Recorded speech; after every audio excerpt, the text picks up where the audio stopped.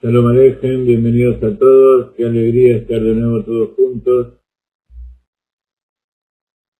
Vamos a comenzar nuestra clase, si Dios quiere, como tratamos de hacer siempre, con una melodía. En este caso les voy a poner una melodía que tiene que ver con el mes que está por comenzar.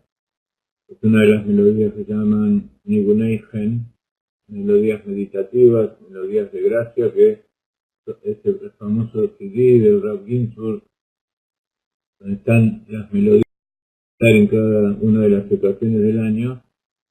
Y este mes vamos a poner el Nigun que se llama Raya Meemna, que es el pastor fiel, y tiene que ver con el mes de Adar.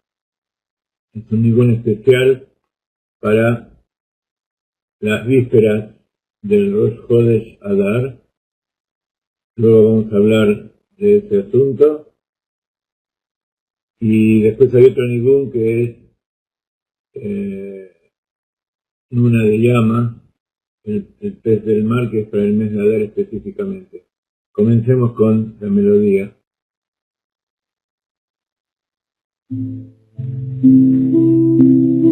¿Se escucha bien?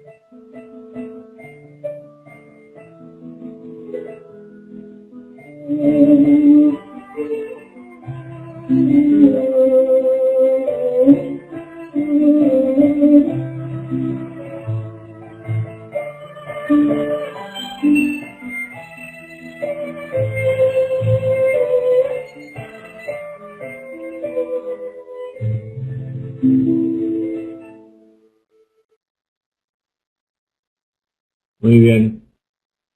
Ustedes saben que ya estamos terminando el mes de Shvat. El mes de Shvat es un mes con muchas cosas interesantes. Teníamos el 10 de Shvat, que fue el día en que recordamos la desaparición del Rebbe anterior, Rabbi Yosef Yitzhak Schneerson, y recordamos también la asunción al liderazgo de Chabad de el Rebbe Menachem Mendel, tan querido por todos nosotros.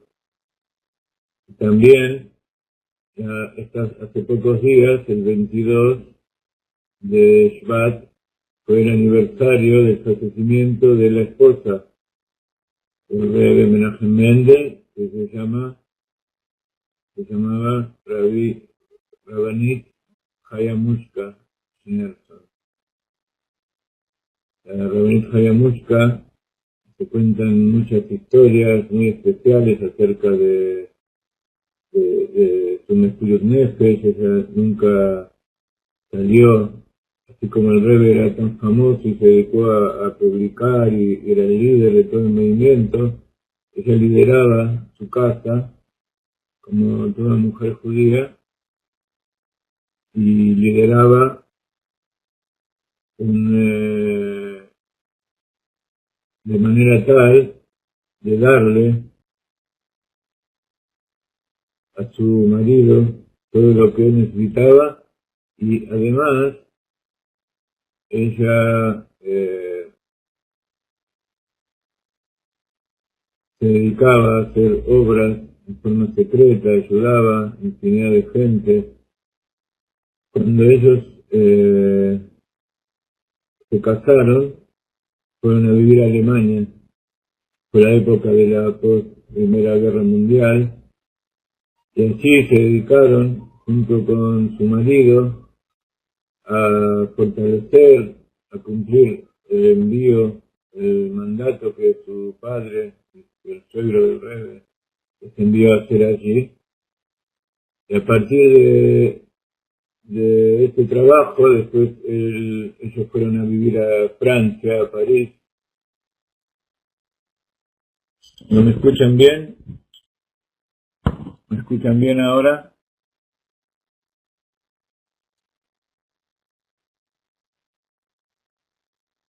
Ahora me escuchan bien. Bueno, me alegro. Estoy poniendo aquí algunas fotos. Aquí está el Rebbe con la Rabbanit. Esta foto chiquitita es el padre. Esta es la foto del Baal Shem Tov, como ustedes saben. Nuestro Rav Ginsburg, nuestro querido Rav. Ustedes saben que en pocos minutos vamos a tener el Seminario de México. Y vamos a escuchar un mensaje muy interesante que el Rav nos preparó. Y vamos a estudiar acerca de la estructura del alma, la anatomía del alma, la sefirá de Jochma. Decíamos que estamos terminando el mes de Shvat. También tuvimos Tu Bishvat, el año nuevo de los árboles. Y ahora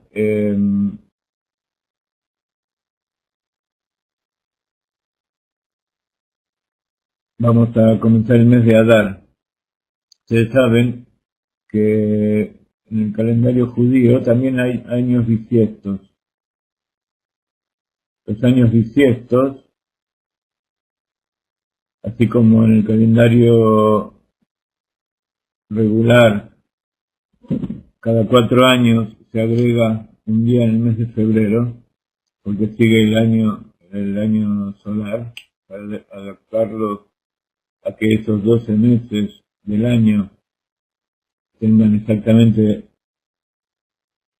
los días que tarda el sol en dar la vuelta. De todas maneras, no es un calendario que se lleva muy bien con la luna. Como hablamos otras veces, el calendario judío tiene que ver con la luna y con el sol. Y entonces los meses son de acuerdo a la luna y el año es de acuerdo al sol. Pero no exactamente, hay años que tienen 355 días, hay años que tienen 360, 365, hasta 370 y tantos días, y ello se debe a que por un lado, para compatibilizar los meses con el año, con el año solar, se agrega un mes, porque como hay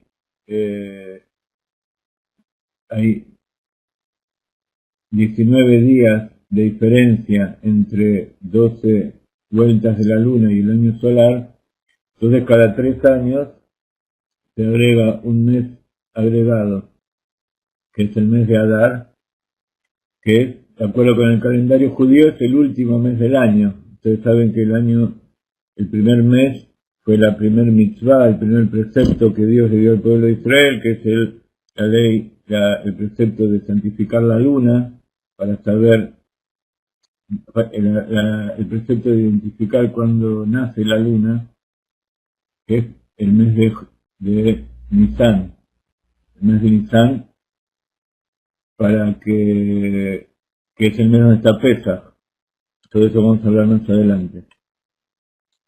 Entonces, para adaptar la cantidad de meses de la luna al año solar, se le agrega un mes. Incluso hay meses del año que tienen 29 días, otros tienen 30 días, y además hay algunos que a veces tienen 29 y a veces tienen 30. Hay años que tienen 29 y a veces tienen 30. Todo el tema del calendario y de la astronomía en el judaísmo es algo muy estudiado, muy registrado y también bastante complejo. Pero hay otro detalle que fija el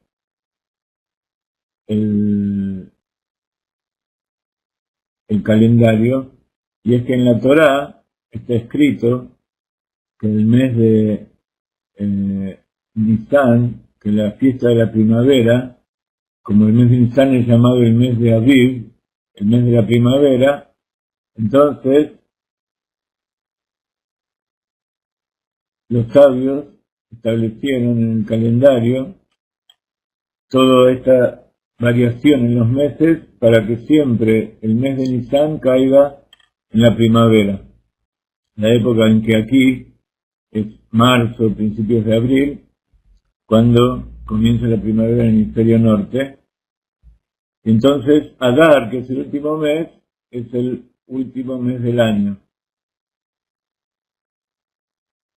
Otro detalle interesante acerca de los meses es que uno siempre se pregunta si hay 2 meses de Adar, como sucede justamente este año, el mes de Adar 1 que va a comenzar en pocos días, hoy estamos a 25, y el Adar 2 que va a empezar dentro de un mes.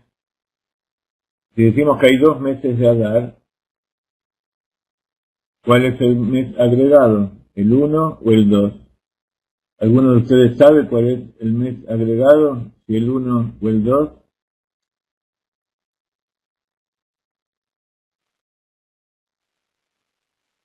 Acá le estamos dando cámara a nuestros amigos de Ecuador.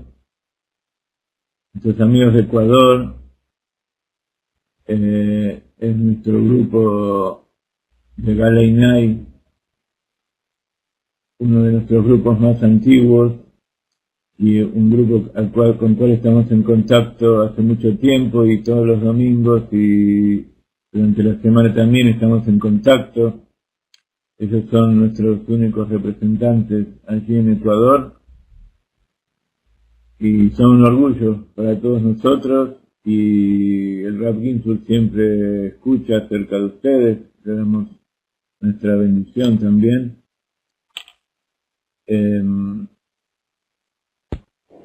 Y así también todos los grupos que Te da por sus palabras. Todos los grupos que se van agregando también, por supuesto, cuentan y reciben la bendición del Rabino Ginsburg y de todos nosotros. Muy bien, como nuestro amigo Jaime no forma parte de un grupo, pero él es un amigo nuestro de hace muchos años que viene con nosotros en contacto, estudiando, nos vemos casi todas las semanas, ya nos vimos 2 veces aquí en Israel, nos vimos en España, así que más que alumnos somos compañeros, somos amigos de este viaje junto con su esposa, Jaime y Mari, así que es una alegría tenerlos a todos ustedes. Y bueno, también toda la gente de México, la gente, no sé, Luis Acosta, no sé si en este momento están en Ecuador, están en Colombia, no sé dónde se están conectando.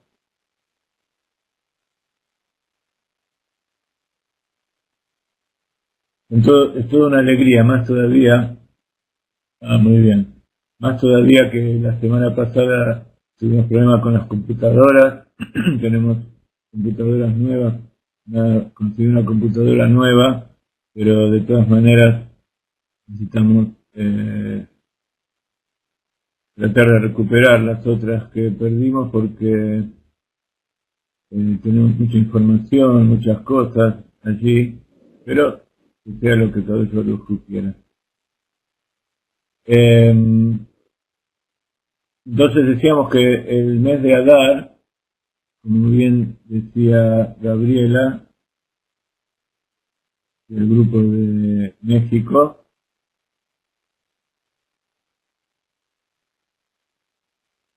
el mes agregado es el mes 1.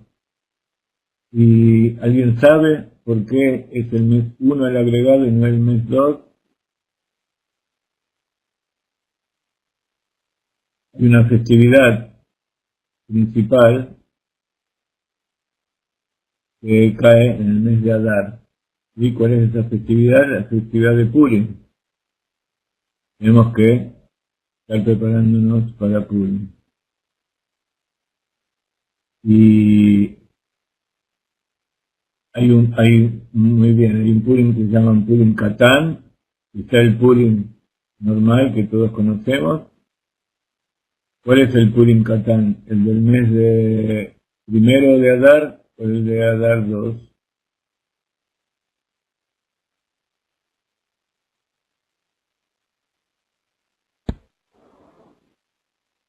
Muy bien.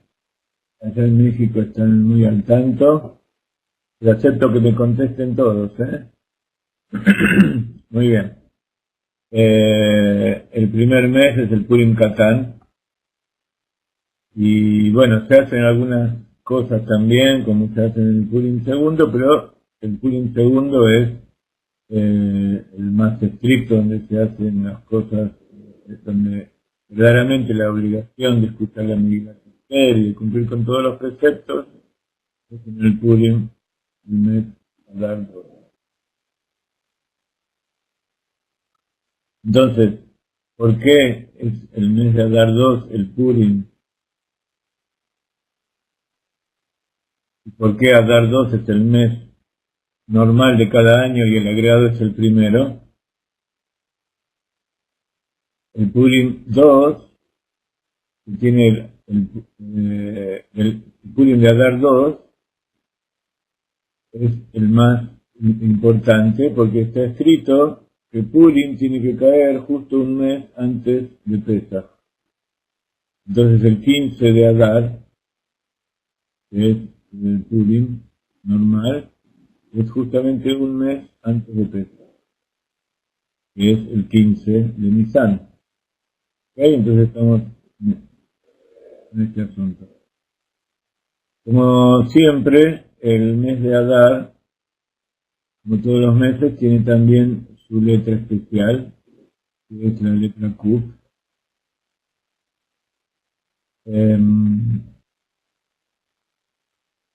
Entre las cosas que les decía, que la diferencia entre Purim Katán y Purim Gadol, en Purim Katán está lo que se llama el ayuno de Esther, el ayuno de Esther no se hace en el Purim primero, y también está Shushan Purim. Y hay algo muy importante, y es que en Adar recordamos el nacimiento, el fallecimiento de nuestro Rebbe principal, Moshe Rabbeinu, el primer Mashiach y el último Mashiach, como dice el Rambam.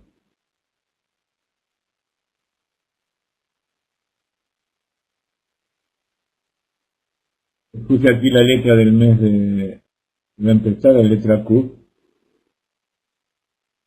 Invito como siempre a ver en nuestra página acerca de la felicidad y el mes, y también una serie de artículos. Entonces, este año en que estamos ahora, que comenzó en Tishrei, el año 5774, se llama Shana Meuberet. Meuberet viene de Ubar. Ubar significa el feto o embrión. Entonces, tiene que ver con el embarazo de la mujer para dar nacimiento a un niño. Entonces, por eso el año se llama Meuberet, porque tiene un agregado, algo más que el resto que está creciendo dentro de sí. Entonces, es un año bisiesto,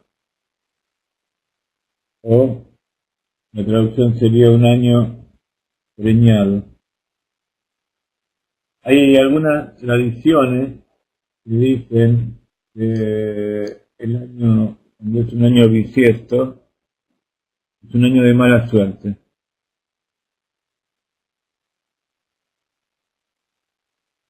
Sin embargo, como todo en Hasidut, y gracias a nuestro Rebbe, que él rectifica y dulcifica la realidad en que nos encontramos, el Rebbe dice que todo eso que no hay que tomar en cuenta. No sé si alguna vez a ustedes le han dicho semejante cosa, pero de todas maneras, el Rebbe nos dice que no solamente no es de mala suerte o un año difícil o dificultades, sino que es al revés, un año que tiene más días. Entonces, al tener más días, nos sirve por supuesto, para hacer más mitzvot en el mismo año, y para reparar asuntos, para pagar deudas, para cumplir con algunas cosas que nos quedaron pendientes, ya sea de años pasados, ya sea de vidas pasadas, incluso, dice el Rebbe, para pagar deudas, para expiar cosas, para ponernos al día con algo que a lo mejor no tiene que ver con nosotros, sino con nuestra familia.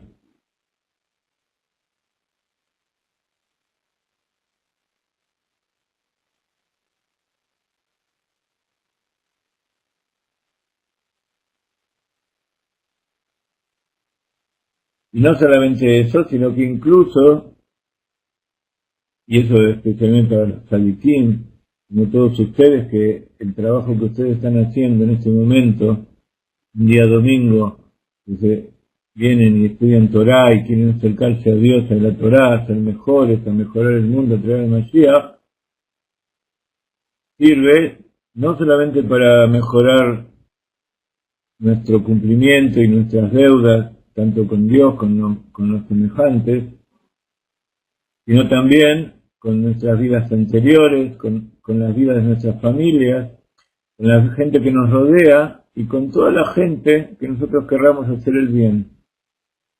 Entonces, imagínense si este no es un año de bendición, un año que, genial, es bárbaro, cuanto más días tiene el año, y como nosotros sabemos que la bendición viene desde el primer año de Rosh Hashanah, uno ya tiene que saber que el año que viene tiene que ser, va a ser Meuberet.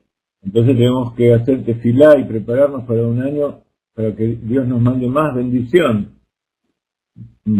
extra para que sea para más días. Por otro lado también, nosotros sabemos que Hashem ya tiene en cuenta todo eso, como está dicho que más que el becerro quiere mamar, la vaca quiere amamantar, y también más que nosotros recibir bendición, a todos los quiere mandarnos bendición. Así que es importante saber que Dios ya nos dio todo lo que necesitamos para cumplir todas las tareas y para tener bendición, para tener abundancia en todo sentido para todo el año. Tenemos que usarlo para bien. ¿Ok? Muy bien. Vamos a escuchar otra melodía, que ustedes me van a decir si se escucha bien. Es la melodía del segundo mes. Y entonces vamos a tratar de conectar todo esto que hablamos ahora, una peralla de esta semana que pasó, a lo mejor alguna palabrita de la semana anterior que no tuvimos tiempo de decir. Y, bueno, todo lo que podamos agregar. ¿Se escucha bien?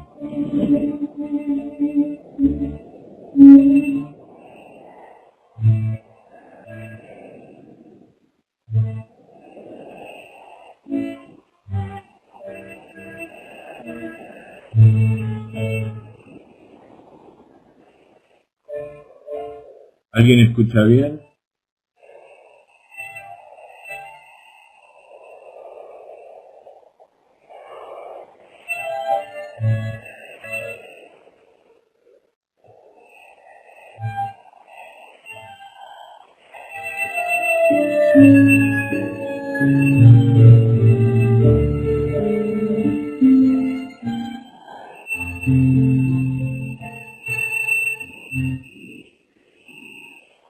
La música, no sé, cuando yo hablo se escucha bien.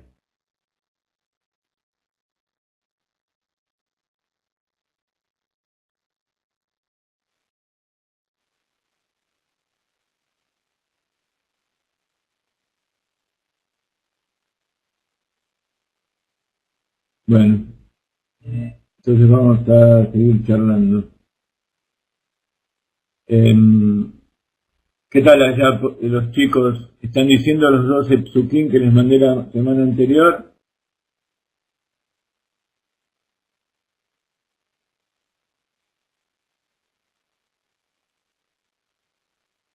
Allá en Ecuador tienen cara de póker. ¿Qué está pasando?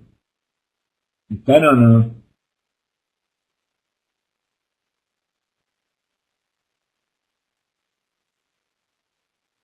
Ok. Sí, lo escuchamos, More, pero está un poco bajo el volumen. Los chicos de allí querían decir los psukim.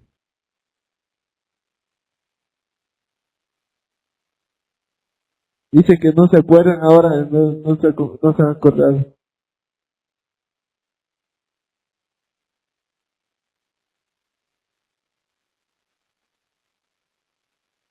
Bueno, en esta computadora todavía no tengo bien preparados los controles, así que les pido disculpas, no vamos a tener demasiada interacción.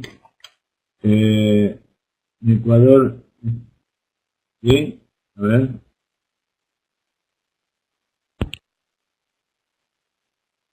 ¿quién está hablando? ¿Santiago?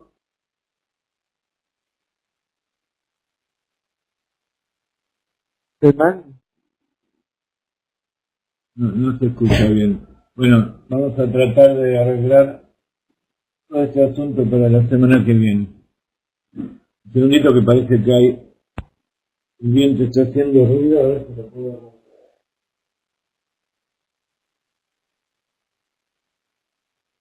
No, viene de afuera.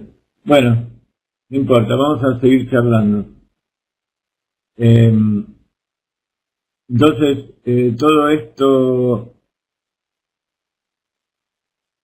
es tener acceso allí en México, vamos a ver si se puede.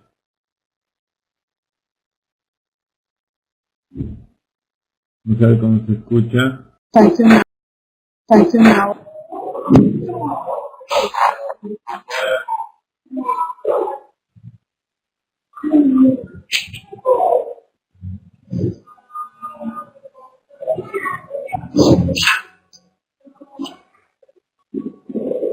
A ver, escuchamos.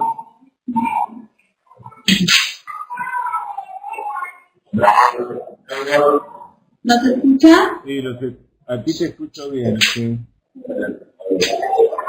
¿No se escucha? No.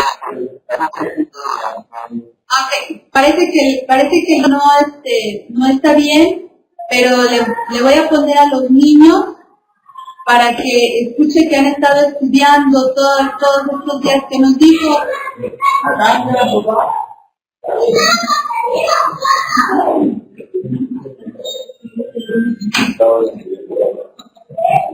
A ver, vamos a escuchar los podcasts. A ver, permítame tantito.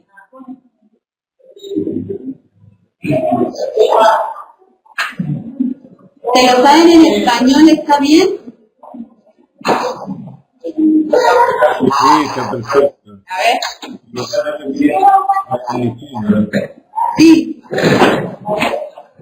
A ver, acerca tu cuerpo. El que le va a hablar es Jaciel. Dora Ivano, Morasha, Iraya. Dora Ivano, Moshe Morasha, Iraya. Es Jobá, a ver. Dora Ivano. ¿Y qué significa eso? Es la herencia de la túnica de Jacob.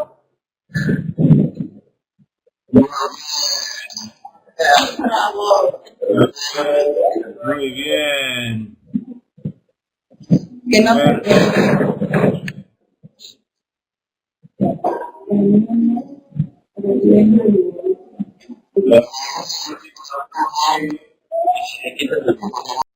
Cuando nosotros decimos los psukim, yo les voy a dar un ejemplo con el Shema. Pasa un chico y dice, Shema, y todos los demás repiten, Shema.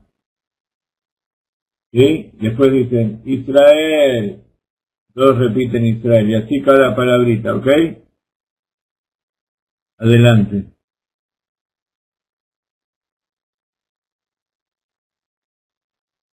Los escuchamos.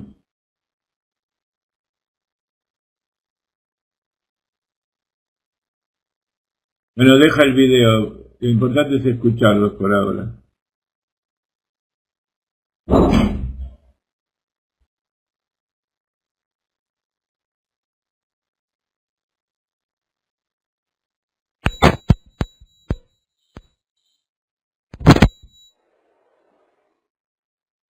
Yo no los escucho. ¿Alguien los escucha?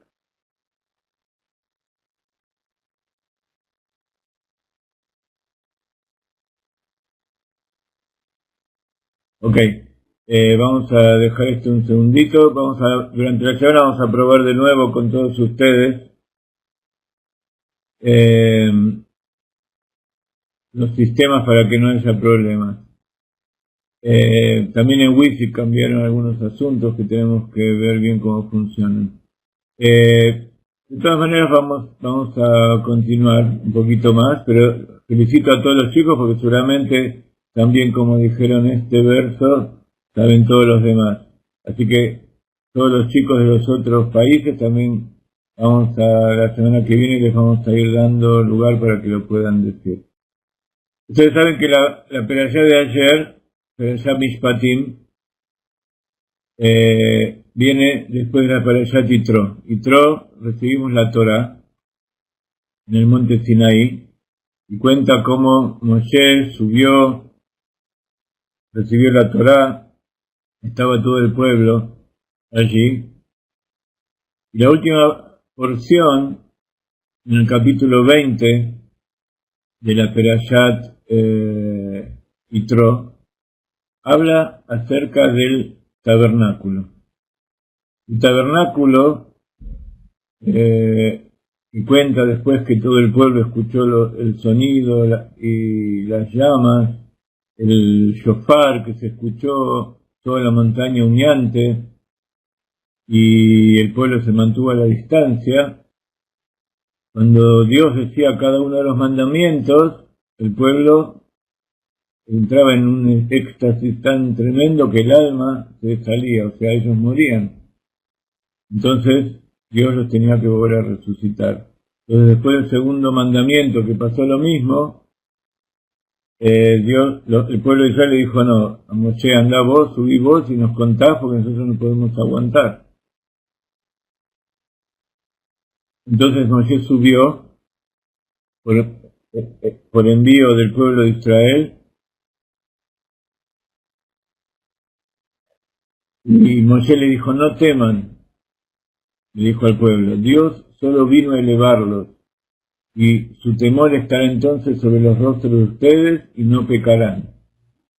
Entonces, una de las cosas importantes del pueblo de Israel es que el pueblo de Israel tiene temor de Dios, Irat Hashem, Irat Shamayim, y eso hace que sean fieles a Dios y cumplan sus preceptos y cumplan la tarea que Dios nos mandó a hacer.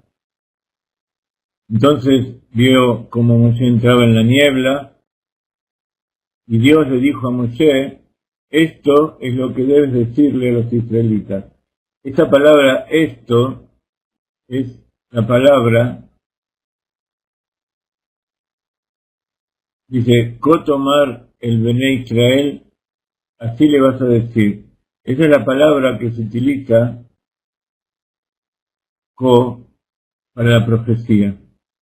Moshe fue el profeta más grande del pueblo de Israel. Entonces, ¿qué fue lo primero que les dijo? Le dijo: ve a tu pueblo. Han visto como yo les hablé desde el cielo. No van a hacer ninguna representación nada que tenga que ver conmigo ni que esté conmigo. No hagan dioses de plata o de oro. No van a hacer ninguna representación de nada de lo que haya en el cielo o en la tierra. Ese es uno de los principales mandamientos. Así comienza las órdenes que Dios le dio a Moshe para el pueblo de Israel. No se puede hacer ídolos, y tampoco se puede hacer ninguna representación de las cosas en el cielo. Por eso nosotros no dibujamos ángeles, no dibujamos figuras que nosotros nos imaginamos que puede haber en el cielo, porque no sabemos cómo es, y sobre todo porque Dios nos prohibió hacer eso.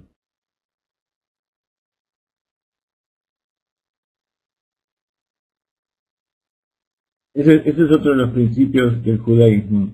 Nosotros hacemos las cosas porque Dios nos ordenó, porque Dios nos explicó, porque tenemos temor a Dios, pero principalmente no porque lo entendemos o porque nos parece bueno. Seguramente nos va a parecer bueno todo lo que Dios nos ordena. Hay cosas que entendemos, otras que no, pero lo hacemos porque Dios lo ordenó. Tanto las leyes de Kashrut, como Shabbat, como todas las cosas que nosotros tenemos que hacer. No es porque nosotros pensamos que está bien hacer eso. Lo hacemos primero porque Dios nos dio. Y después, por eso decimos vamos a hacer y después preguntaremos. Y entonces por eso los dos primeros mandamientos es un mandamiento positivo que dice que yo soy Dios, y después un mandamiento negativo que dice que no tendrás otros dioses. Parte del cumplimiento de estos dos preceptos es justamente no hacer idolatría. Que la idolatría se hace en general con cosas de este mundo material, dándole importancia como si fueran Dios. Pero a continuación de esto, al final de la peralla anterior, habla justamente de hacer un altar donde hacer los sacrificios.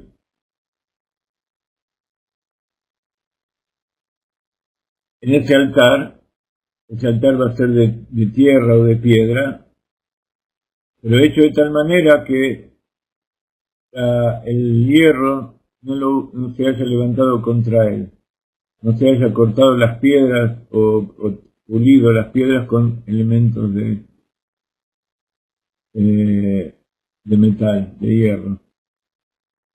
Luego dice que cuando suba el Cohen hacia el altar, no va a ser por una escalera, porque si levanta los pies se va a ver la desnudez, sino que va a ser por una rampa lisa, donde los Kohanim van subiendo en forma directa y llana. Y eso es lo que los famosos Teilim de David Amelech, que se llaman Shir la Ma'alot. Shir la Ma'alot es canción de las ascensiones. ¿Qué son las ascensiones? Son las canciones, los cantos que los Leviim cantaban cuando el Cohen iba subiendo por la rampa para subir al altar a hacer los sacrificios de los animales y de los vegetales. ¿Ok? Así termina la peralla anterior. Entonces, esto es una introducción a lo que viene la peralla siguiente, que es la perallat Mishpatim. Como dice muy bien Renan, la perallat Mishpatim habla acerca de los esclavos. Empieza hablando del esclavo hebreo y después luego de todos los esclavos en general. Y dice, estas son las leyes que debes establecer ante los israelitas. Justamente, ¿por qué empieza con las leyes de los esclavos? Porque parte de la liberación del pueblo de Israel de la esclavitud era saber que van a entrar en la tierra, y allí en la tierra también va a haber esclavitud. Una esclavitud completamente diferente, una esclavitud ordenada por Dios de acuerdo con leyes específicas que no es el momento ahora para detallar, pero esas leyes hablan de cómo esos esclavos no son personas a quienes maltratar, a quienes avasallar, a quienes violar, y tratar como animales, como fueron tratados el pueblo de Israel en Egipto y todos los pueblos que son esclavizados, sino que son personas que deben ser tratadas como seres humanos y que son parte del refinamiento del mundo. Tanto el esclavo hebreo como el esclavo no judío son personas que tienen que ser tratadas y darles todo lo que ellos necesitan para vivir. A tal punto que la mayoría de los esclavos que lo vivían con el pueblo judío no querían salir de la esclavitud. Entonces por eso también, como dice Renan, hay veces que el esclavo tenía una esposa y tenía hijos.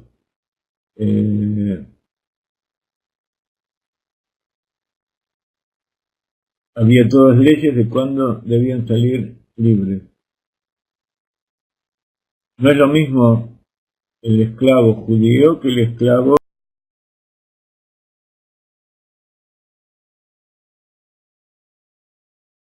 las leyes, porque incluso en ese momento no se aplican. Eso se aplica cuando está el Beit HaMikdash, cuando el pueblo de Israel vive en la tierra, el pueblo de Israel es dueño de la tierra y se cumplen las leyes con el Sanedrín, con el Beit HaMikdash, con el rey, todas esas cosas. Y nosotros estudiamos, así como estudiamos los Korbanot, estudiamos todo, porque la forma en que se cumplen nuestros días, muchos de los preceptos es a través del estudio, como los Korbanot y como estas leyes que no se aplican en la actualidad. De todas maneras, también las estudiamos porque tienen toda una enseñanza interior que nos están dando. Entonces, siempre cuando el esclavo salía libre, el esclavo judío, y si el esclavo judío tenía esposa y familia judíos, salían libres con ellos, pero si esa esposa y esos hijos que tuvo los tuvo que hacer esclavos, ellos pertenecían todavía al dueño, pero ellos no salían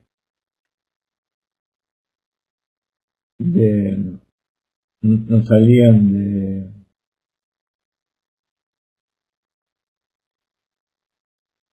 en libertad, pertenecían al dueño. Si él quería seguir con la esposa y con todo lo que él tenía que quedarse, y por eso habla de que aquel judío que prefería la esclavitud, en vez de salir libre, tenía que clavarle un clavo en el dintel de la puerta, en la oreja, justamente en el dintel donde se pone la mezuzá, en el dintel donde los judíos pusieron la sangre la noche de la muerte de los primogénitos, la sangre del cordero, para salir de Egipto. Entonces justamente en ese lugar que es ese lugar que es el símbolo de la libertad, allí tenía que ser clavado su oreja. Por supuesto no quedaba clavado él mismo, sino que se le hacía un agujero y se sacaba. Y quedaba con esa señal en su oreja de que él tuvo la oportunidad de salir libre y no salió. Y eso sucedía todos los años de Shemitah. Como ustedes saben, el año que viene, 5775, es un año de Shemitah.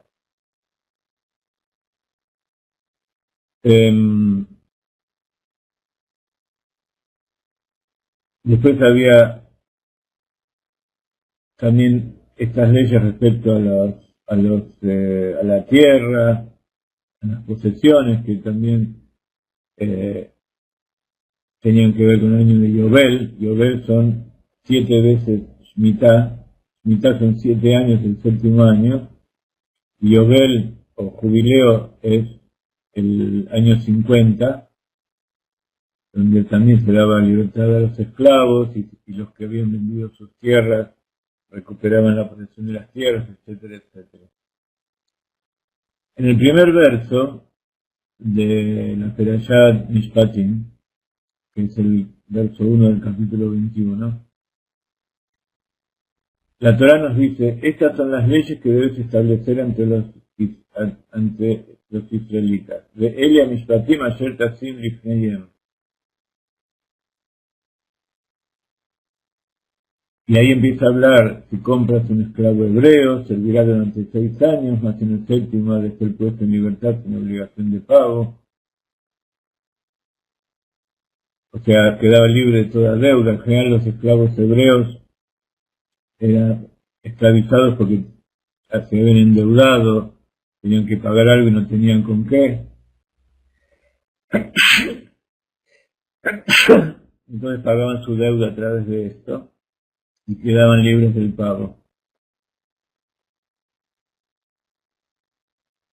Entonces, si era soltero, cuando entró salía como entró, y si era un hombre casado salía junto con su familia.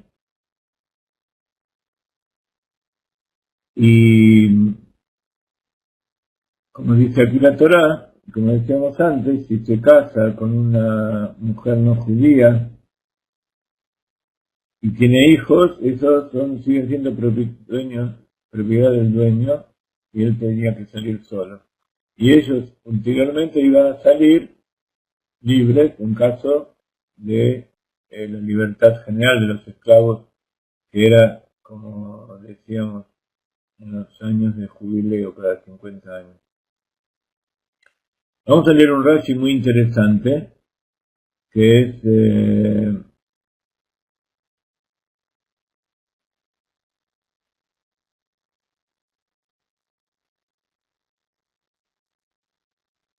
que tiene que ver justamente con este primer verso.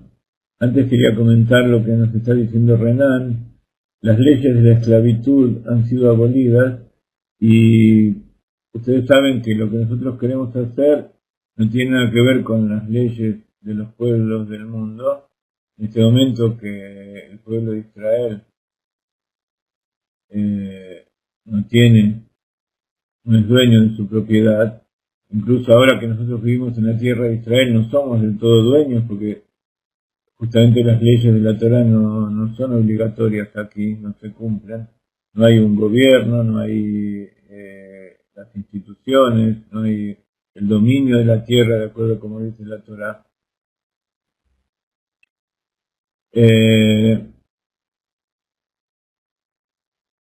Entonces, si la esclavitud o no la esclavitud fue abolida en el mundo, no tiene ninguna importancia, porque estas leyes de la Torá van a ser aplicadas en su totalidad. como les decía, la esclavitud en el mundo en general no tiene leyes. Los esclavos son esclavos. Y cuando se empezó a ver que los esclavos tenían derechos, vieron que había que liberarlos. Pero, de todas maneras, las leyes de la esclavitud y todas las leyes de la Torá van a tener cumplimiento cuando venga el Mashiach. Pero como vemos, no es... los esclavos que no eran judíos eran esclavos que eran cautivos de las guerras, que se hacían... pero no eran guerras de conquista porque sí, sino que eran parte de la conquista de la tierra de Israel, donde estaban los cananitas, y allí estaban los esclavos cananitas, como dice Luis, y además están las guerras reshut, como dice la Torá, las leyes, las guerras que no son obligatorias, que no nos dice la Torá para conquistar el país, sino que era para conquistar tierras anexas, que fueron hechas más que nada por el rey David, y que fueron hechas para proteger a la tierra de Israel de los enemigos de alrededor, y también trajeron esclavos. Cuando venga el Mashiach, está escrito que él va a pelear las guerras de Dios y va a vencer. Entonces, la principal guerra de Dios es que haya paz en el mundo, así que se supone que las leyes de los esclavos se van a cumplir, pero no va a haber esclavos como los que hay hoy en todo el mundo, sino que va a haber esos esclavos que incluso van a querer, así como nosotros queremos ser siervos de Dios. Incluso los árabes que viven aquí en la tierra de Israel están muy felices de vivir bajo el dominio del Estado judío. La mayoría, salvo aquellos que tienen lavado el cerebro. Si ellos llegan a caer, la mayoría sabe que si Dios no lo quiera, la tierra de Israel, de algunos de los países que nos rodean, ellos van a pasarla bastante mal. Así que este es un ejemplo muy claro que pasa hoy en día, en la práctica, que todos los árabes en nuestro pueblo, en nuestro país, a pesar de que piensen, algunos se quejen de algo, viven mucho mejor, viven bien, tienen los mismos derechos, incluso sin tener que ir al ejército, viven mucho mejor que todos los pueblos que viven alrededor. Dice Rashi, estas son las leyes que debe establecer ante el pueblo de Israel. Dice, en la Torá, dice, Ve'eile amishpatim. Ustedes saben que Ve se escribe con Vav, y cuando se escribe la Vav, es como la Y griega, que es la conjunción. A ver si lo voy a escribir aquí.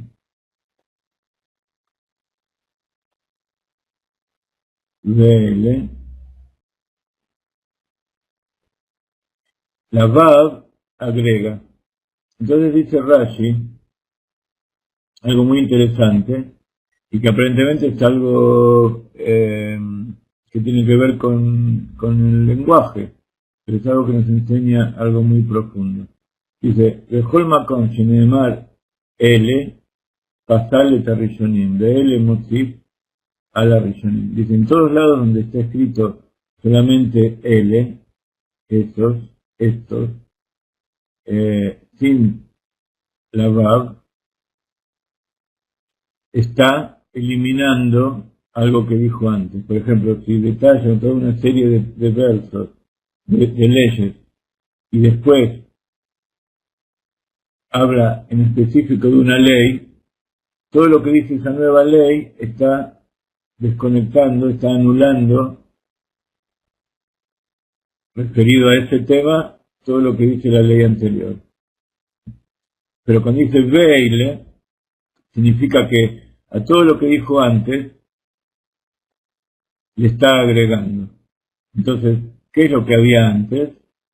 Todas las leyes que recibimos en el monte Sinaí, los 10 mandamientos. Usted sabe que los 10 mandamientos tienen 613 letras, que son la cantidad de preceptos, por eso tenemos todos esos preceptos.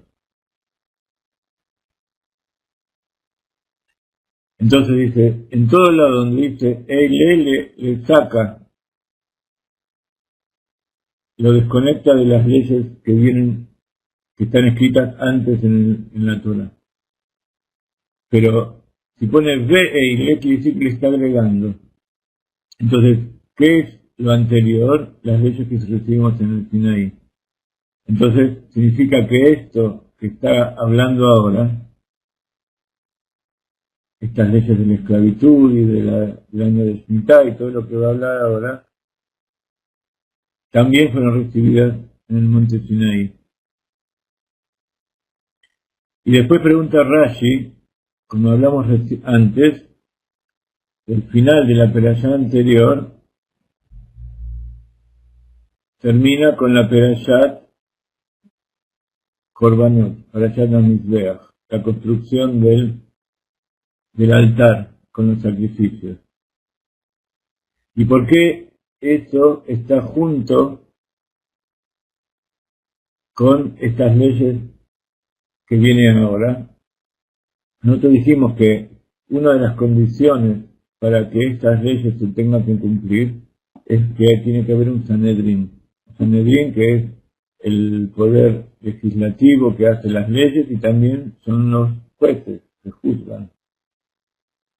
Entonces el Sanedrín, compuesto de 73 personas, son los que juzgan y los que determinan cómo se tienen que cumplir las leyes. Entonces nos dice algo muy interesante. ¿Por qué la construcción del altar, que es la parte principal del santuario, porque toda la construcción del santuario es para hacer los sacrificios, está al lado de esto que estamos hablando de las leyes, que tiene que ver con el Sanedrín, para enseñarnos, dice Rashi, que el Sanedrín, el lugar donde iban a hacer las sesiones, tenía que estar dentro del Beit HaMikdash. Entonces, ¿cuál es la importancia de que tiene que estar dentro del Beit HaMikdash? La importancia es que el Sanedrín funciona todo el tiempo que hay Beit HaMikdash, y que el Beit HaMikdash, el lugar de reunión, tiene que ver con las leyes, con los preceptos. La forma en que nosotros nos conectamos con Dios es a través de no cumplir con los preceptos. Y entonces, los que determinan las leyes, tanto del servicio en el santuario y en el templo, como todas las leyes en todas las generaciones, es a través del Sanedrín. Entonces, todas aquellas leyes que fueron decretadas todo el tiempo que hubo Sanedrín, siguen siendo vigentes hasta los días de hoy, en la medida que las podemos cumplir. Por eso, la tefilá que ellos establecieron, la plegaria, los tefilín, las mezuzot, el kashrut, toda esa serie de leyes que se cumplen independientemente de que se cumplen fuera del santuario, porque todas esas leyes no se cumplían solamente en el santuario de Jerusalén, sino que en todo el pueblo de Israel, y donde quiera que se encuentre el judío. Entonces todas esas leyes siguen teniendo vigencia y no se las puede cambiar. Por más que venga gente y traiga nuevas ideas, los reformistas o los mesiánicos o quien sea, eso no se puede cambiar. Por supuesto siempre tiene que haber estudiosos que estudien todas esas leyes y vean cómo se tienen que ir aplicando en cada época, ¿no es cierto? Con todos los adelantos nuevos que vimos en las últimas décadas, en los últimos cientos de años, evidentemente surgieron un montón de cosas que debemos cumplir. Incluso en el kashrut, hay algunas cosas en el kashrut que incluso en aquella época no se hacían, el tema tan estricto, por algo que explicamos alguna vez. Muchos me preguntan por qué hay distintos tipos de kashrut, y hay lemeadrin, no lemeadrin, y algunos son más estrictos, otros son menos estrictos. Pero yo les decía, cuando un yohet, por ejemplo, el matarife tiene que matar una gallina o un toro, por supuesto que hay buenos y malos, hay algunos que tienen más temor del cielo, otros menos temor del cielo, lo hacen mejor, peor, etcétera, etcétera. Siempre hay que buscar el mejor. Entonces el que tenía posibilidad de encontrar el mejor, encontraba el mejor. Lo mismo pasa hoy en nuestros días. Hay algunos sistemas de kashrut que son más flojos, que no ponen tanto empeño en verificar que las normas se cumplan. Entonces puede ser que sean más económicos, pero también tienen problemas. No sabemos exactamente si cumplen con las leyes. Y por otro lado, como decíamos, no es lo mismo matar un pollo, 10 pollos, una vaca y estar toda la gente alrededor viendo cómo se hace, que como sucede hoy en día, sobre todo en el pueblo de Israel, que se hacen matanzas de pollos, de todo tipo de animales kasher, y hay matarifes, hay shohatim que matan varios miles de pollos por día. Les tienen que apuntar un cupo. Entonces el que mata 2.000 pollos por día, evidentemente tiene un mayor margen de error que el que mata 100 o 500. Entonces ahí también está un poco la diferencia en los distintos tipos de kashrut, etcétera, etcétera. Por eso cada uno tiene que seguir las órdenes y las enseñanzas, las directivas del Rab con el cual está en contacto, y él lo va a dirigir de acuerdo con el llores de su alma. Y si ve que él necesita o ve alguna cosa mala, va y le pregunta cómo se puede hacer, y seguramente su rabino le va a explicar cómo funciona esa situación. Ustedes saben que, aparte de citas, que les invitamos a estudiar todos los días, la perashá de la semana, que hoy domingo ustedes tienen que estudiar justamente la primera perashá de la perashá Trumá. Trumá es la perashá de esta semana. Que habíamos quedado que íbamos a cambiar un poco el sistema, ¿no? Íbamos a hablar de la perashá de la semana que viene. Bueno, a partir de la semana que viene entonces vamos a empezar a hablar, vamos a hacer 2 parshiot. La semana que viene entonces vamos a hablar de la perashá Trumá, un poquito para compensar el día, y después vamos a hablar de la perashá de la semana que viene. Muy bien.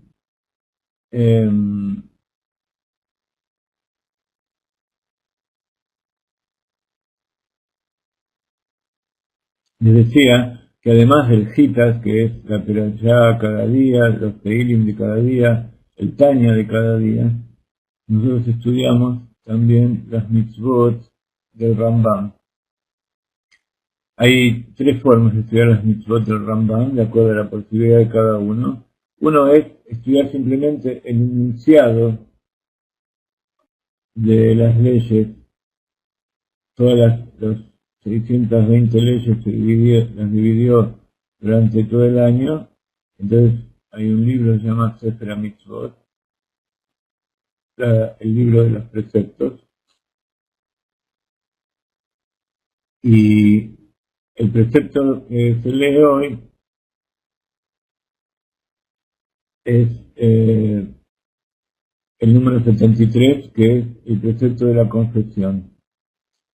Y después hay otras 2 formas, que es estudiar un capítulo por día del libro de Yada Hatzaka, Mishneh Torah, donde el Rambam enumera todos los preceptos y las explica.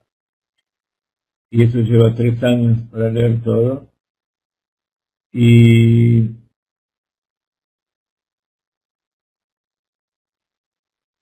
3 capítulos. Hay otro sistema que es estudiar 3 capítulos por día y entonces en un año se lee todo el Mishneh Torah. Por supuesto, eso es un trabajo bastante serio y no sé si está traducido al castellano. De todas maneras, en la página de Chabad.org tienen los preceptos diarios en español. El precepto, ustedes saben cuál es la página donde está el estudio diario. Acá les pongo el enlace con la peralla de hoy que habla de la confesión. Por supuesto, el estudio del Rambam tiene que ver con los preceptos que están en el Talmud. Él escribió este libro antes de que se escriba el Shulchan Aruch. Y él dijo que el que estudia este libro es como si estudiara todo el Talmud. En el Talmud están explicadas, justamente por los sabios del Sanedrín, todos los preceptos, además de todas las enseñanzas, los midrashim y toda la serie de cosas que nos enseñan allí, está explicado de qué verso surge en la Torá cada uno de los preceptos, porque hay algunos preceptos como el que leímos recién de los esclavos, etcétera, etcétera, que están escritos en forma explícita. Hay otros preceptos que no son explícitos en la Torá. Los sabios tienen que saber de dónde surgieron.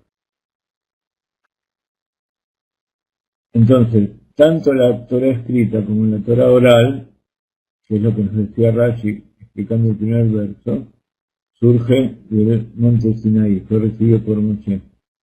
Toda la Mishnah, todos los preceptos, toda la Torá oral, incluso la Kabbalah y el Hasidut, que son parte de la Torá oral. Como ustedes saben, el Zohar fue escrito por uno de los pertenecientes al Sanedrín, por varios pertenecientes al Sanedrín, Rabbi Shimon, Rabbi Yitzhak, Rabbi Hizkiah, toda una serie de sabios que fueron echados después de la destrucción del templo, fueron echados del Sanedrín, fueron perseguidos y ellos recibieron, por el mérito de haber estudiado toda la Torá escrita y haber dado su vida por la Torá escrita, tuvieron el mérito de recibir la Torá oculta. Pero ellos eran sabios en toda la Torá escrita y en toda la Torá oral, revelada, ¿no es cierto? Entonces la Torá escrita es los 5 libros de Moshe y la Torá oral es el Talmud. En ese Talmud está escrito de dónde surge cada verso. Entonces hay un precepto que es confesarse. Confesar los pecados, que en hebreo se llama vidui. Es el precepto, como ustedes lo van a poder leer aquí, yo voy a dar algunas explicaciones. En ese enlace ustedes pueden leer en profundidad y si ven, cada día van a ir pasando y van a ir leyendo los distintos preceptos que estudian con el Rambam. Entonces, uno tiene que confesar, reconocer verbalmente las transgresiones con las cuales hemos pecado ante el Kadosh Baruj Hu, ante Dios, cuando nos arrepintemos de ella, y está escrito cómo tiene que decir: por favor, Dios, he cometido falta, he pecado, he transgredido, he hecho esto, se extenderá en la verbalización, va a explicar y pedirá expiación de eso que ha realizado, de acuerdo como él lo puede expresar. Nosotros todas las noches, hay varios momentos en el día, sobre todo antes de ir a dormir, que hacemos un vidui y reconocemos que tendríamos que ser castigados con los 4 tipos de penas capitales, por los preceptos que no cumplimos, etcétera, etcétera, tanto positivos como negativos. Ustedes saben que los 4 tipos de penas capitales es por lapidación, por incineración, por sofocación y por espada, por degollar. De todas maneras, ustedes tienen que saber que no es algo que se realizaba incluso en la época de Sanedrín. Estas leyes, estas penas de muerte eran realizadas, y estaba escrito que el que realizaba una pena de muerte que ejecutaba a alguien más de una vez cada 50 años, era un Sanedrín sanguinario. Así que imagínense las ganas que podrían tener los sabios del Sanedrín de ejecutar estas leyes. Ni siquiera a ese transgresor, que fue el máximo, el que llevó a tantos miles de millones de personas en la idolatría hace 2000 años, fue condenado por el Sanedrín.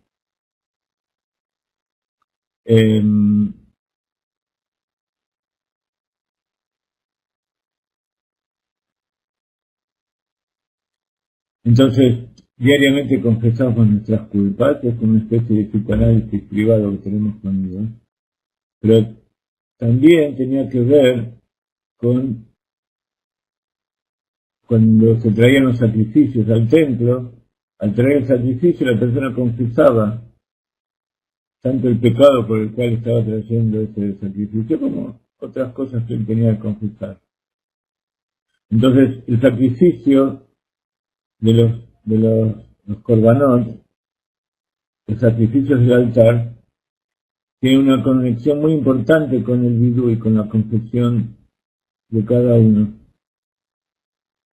Entonces, por eso es importante y está conectado con lo que estamos estudiando justamente hoy, en lo que nos habló la Perashá de este Shabbat de la semana anterior, con el precepto del Rambam que estamos estudiando hoy. Entonces, los invito a leer, y como decía antes, hay un verso en la Torá del cual los sabios aprendieron que se tenía que realizar este precepto de la confesión.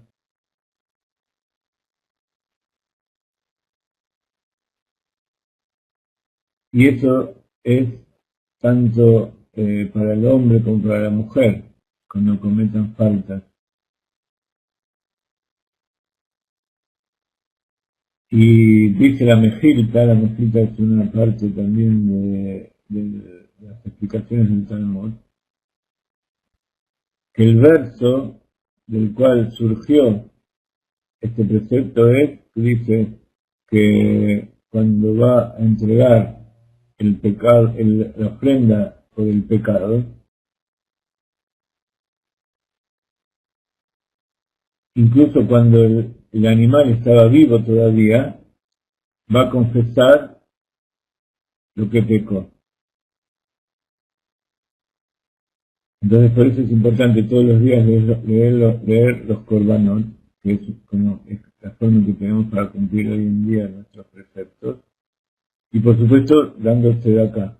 Supone tzedakah, que la tzedakah expía por todos los pecados, pero la purificación del corazón, la expiación y la ofrenda de esos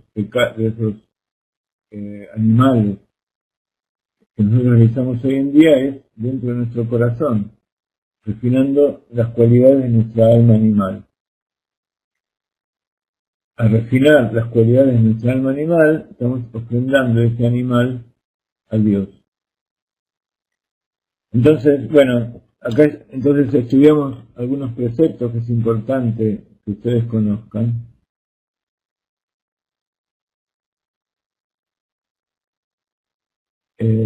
Que ya pueden ir practicando y que cuando ustedes se conviertan van a tener que cumplirlos como todo judío que es temeroso de Dios. Nos vamos despidiendo por hoy, vamos a hablar un poquito menos porque en unos minutos vamos a conectarnos para dar nuestro aporte al seminario de...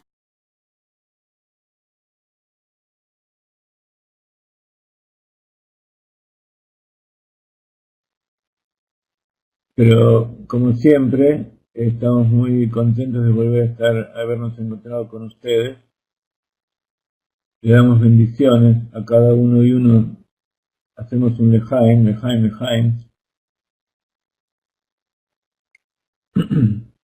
Ponemos tzedakah. La Tzedaká salva de la muerte. Grande es la Tzedaká que trae la redención. Y quería decir a Gaby que acabamos de recibir las mezuzot que nos han pedido. Estas son las mezuzot que van a recibir dentro de poquito.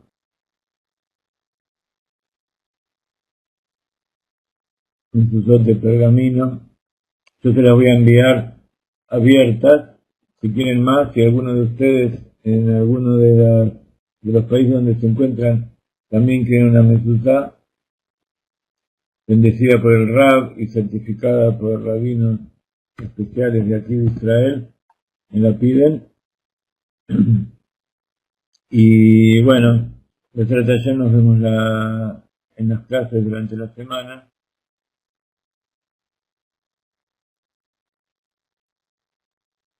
Y como siempre, bendiciones desde la tierra de Israel. Cada mezuzá sale $80, y si es una o dos, hay que agregar algún coste de envío, y si es más, el envío, si es más de 3, 4 mezuzot, el envío va incluido en el precio. Bueno, y si es una cantidad mayor, también se puede cambiar el precio, se puede conseguir a un precio menor. Bendiciones desde la tierra de Israel y saludos a todos. Que tengan todos una buena semana y cuando nos veamos la próxima semana ya va a ser el mes de Adar, así que tengan Chodesh Tov, Shavua Tov y Mashiach Now.